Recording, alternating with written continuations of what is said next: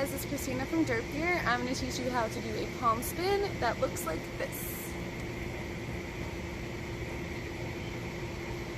I'm doing it with a palm grip. You can also do it with a finger swivel loop. You can also do it with long string. If you need help with long string, just message me and let me know. So basically, to set up, you want to be holding the wand right underneath the string, because for a palm spin to set up, the string will be resting right in between your thumb and your fingers, like that. And you can play with that, kind of get the feel for it. You don't want to pull too tight, you just kind of want it to be resting upright, like right there. My sweet spot, like I would like it to be spinning, is right here on this pad.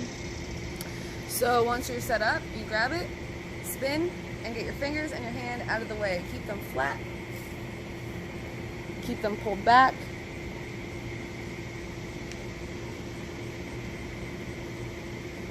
Variations to practice and try would be palm spin, drop it, bring it back up.